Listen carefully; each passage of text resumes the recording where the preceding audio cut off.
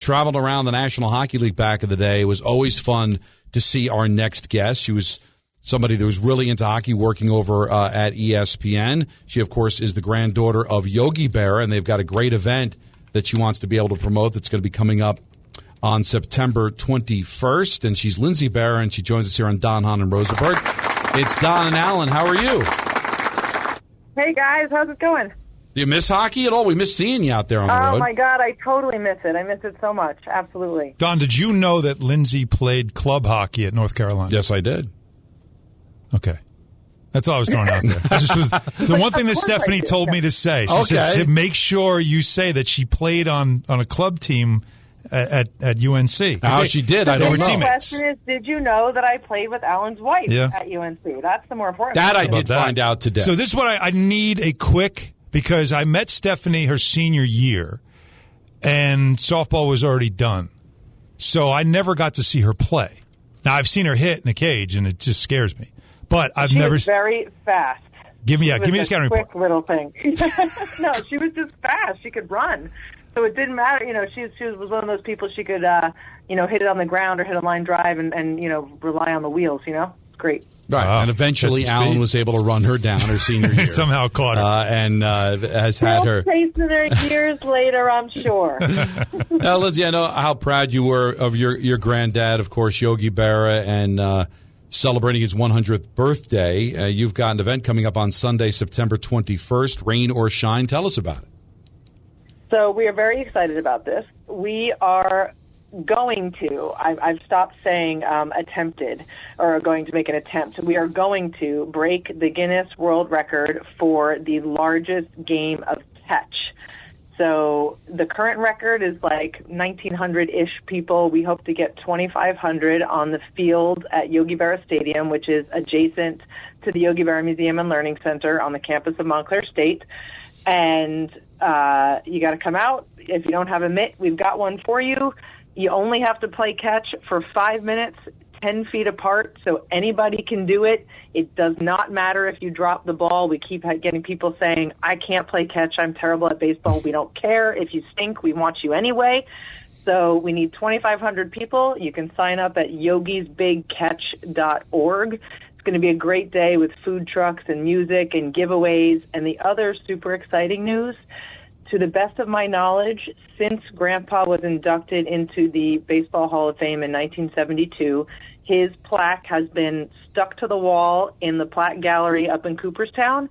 They are taking it out and bringing it to the Yogi Berra Museum and Learning Center for just one day, for September 21st, and it will be in the theater, so you can break a Guinness World Record and get your picture taken with Grandpa Yogi's Hall of Fame plaque that afternoon. It's going to be really fun. That's awesome. Now, how did you come up with this as an idea, the idea of playing catch, and then, hey, what's the record for how many people played catch and breaking the record? Because, first of all, the fact that somebody did it once tells you that someone thought about it. So how did you come up with this? So full credit goes to Eve Shanin. She's our museum director at the museum.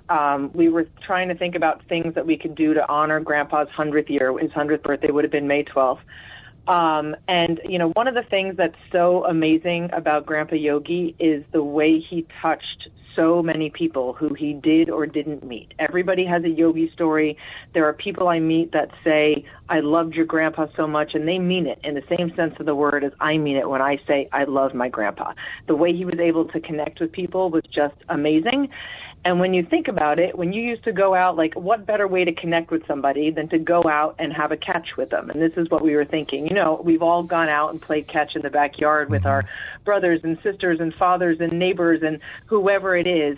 But there's, one of my good friends from ESPN, Alyssa Ronick, she said to me, the way the world very quickly narrows to the space between the two of you, and you are just there with that person you're playing catch with.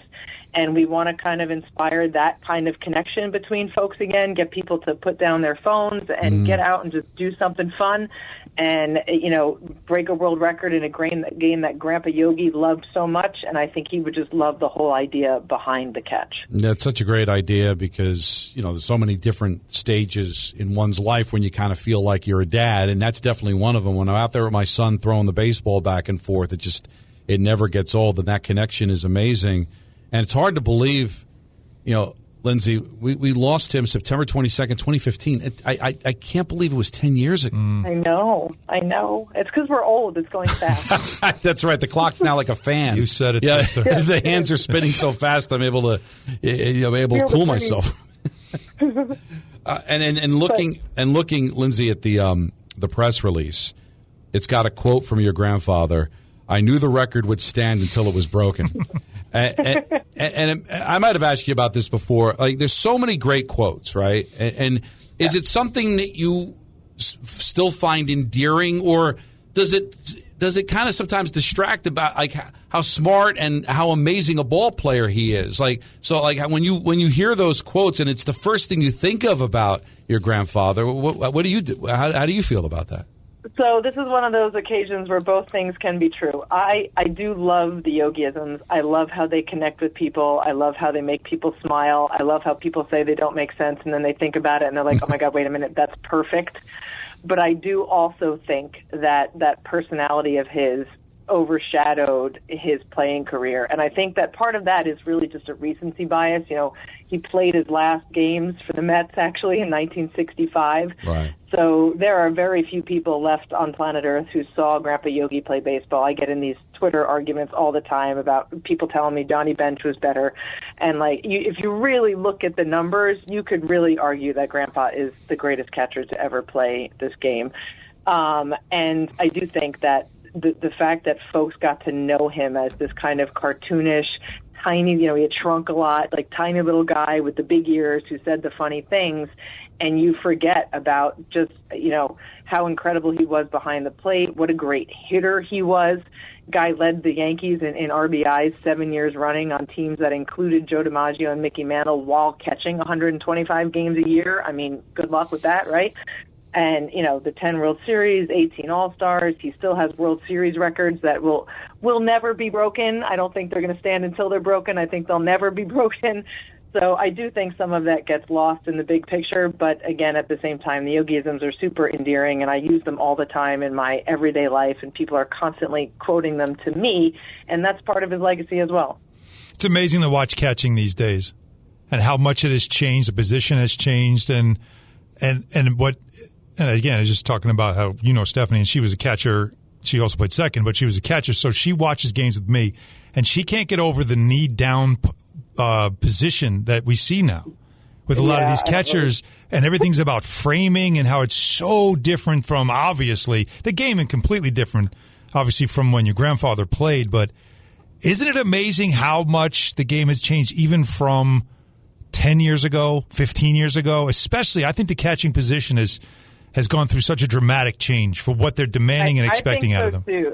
I don't understand the knee down thing either. I don't know how you move like that. There you go. I totally don't get it.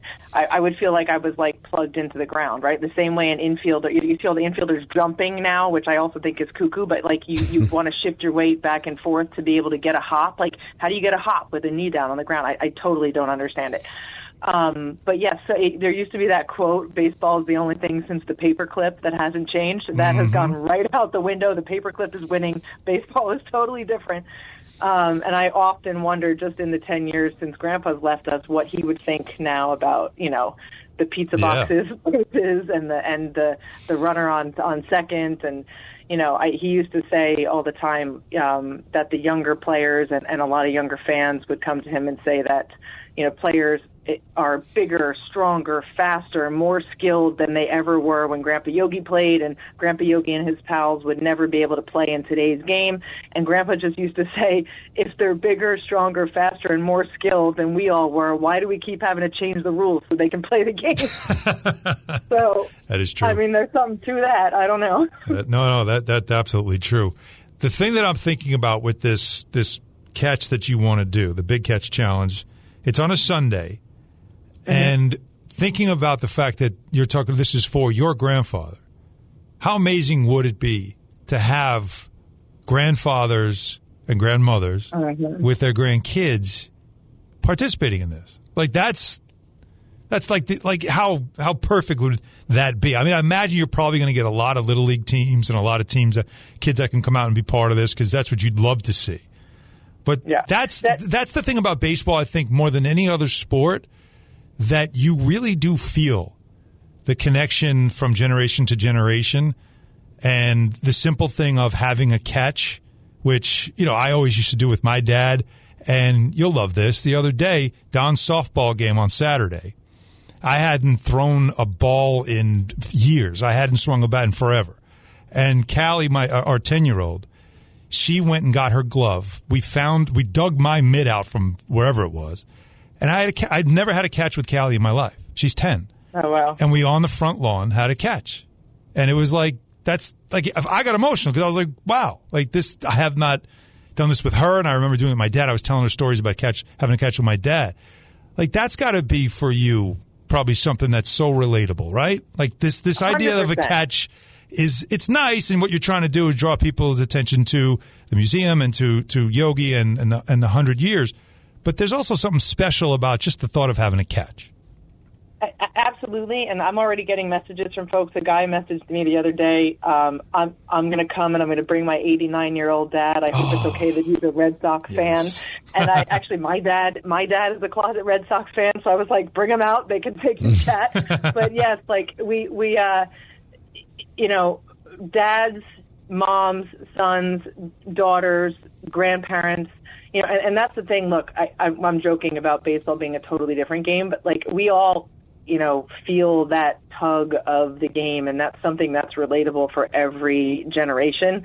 And, you talk about pulling the gloves out of the garage and, like, the way they smell and the way it sounds when the glove hits the ball. And we won't have bats, but cracks of bats and stuff like that. Like, it brings you just to this, like, for me anyway, this, like, simpler time of being a kid. It just calms my brain down. I still do that even if I'm not watching a baseball game. I don't need to sit there and watch the whole game, but I put the ball game on the TV in the background because the baseball noises just kind of make me feel good about the world, right? And that's another thing that we're just trying to do, get people to just settle down and connect and enjoy this game that we've all loved for hundreds of years, literally. Yeah, it's pretty amazing stuff. You want to get involved, again, it's www.yogisbigcatch.org. Also, you can reach out to yogiberra100@gmail.com or call 973-655-2378. Lindsay Berra, it's always good to talk to you, and hopefully this goes out well. I hope you'll be able to break the record and then some, and anytime you need anything, let us know. Thank you so much, and give Steph a big hug for me. I will. Good to talk to you. And my wife's uncle, Griff Hughes, said he used to coach you in Livingston, so hopefully you remember him. Oh, Mr. Hughes. Yeah, absolutely. That's so cool. See, we're all connected in some way. So amazing. One guy from Jersey, one guy from Long Island, and we've got family that knows you, and hopefully I'll be able to see you on the hockey beat sometime. Catch. Bring your kids out if you can. Yeah, I was just checking the schedule while we were talking. Callie has a game. She plays hockey, so she has a game that day, that afternoon, and I don't know if it's in New Jersey or Connecticut, but if it's in New Jersey, we're there. And we'll take the whole hockey team. We got room for everybody. I will tell them all, yeah. And Lindsay, I'd like to go, but I don't know if you heard, I do the Devils on TV now. We got a preseason game I got to do. My first game is that. I did hear that, but preseason, it doesn't really count. Yeah, but I know, but when it's the first game of the first year of the first job. He's got to be a good student. He's even going to wear a tie. So you want me to take off the first day? First day. Can't make it. Sorry. What you could do, you could be with us in spirit, Donnie. You could just bring your glove. You could play catch in the tunnel with some random person you find. Or, listen, I could just bring it up during the game and say, hey, listen, shut it off and go check this out. Right. Your dad was very close with the Devils. Wasn't he the celebrity for them in the 75th anniversary? And I know because of his connection with the Astros, he was very close to Dr. McMullen, so I know he and people said that he used to see him over at South Mountain a lot too. So it was because of Grandpa Yogi, its connection to the Devils, that I actually started playing hockey. Grandpa started taking me to the games when they got here in 1983, and my high school team used to practice at South Mountain Arena, and the Devils used to practice there. So Grandpa and Lou Lamoriello and like Ken Danico would all stick their heads out and watch my high school games. It was very intimidating. That's awesome. All right, Lindsay, thanks a lot, man. We really appreciate it. All right. Thank you guys so much. Have a great weekend. All right, that's Lindsay Berra. Always good to talk to her.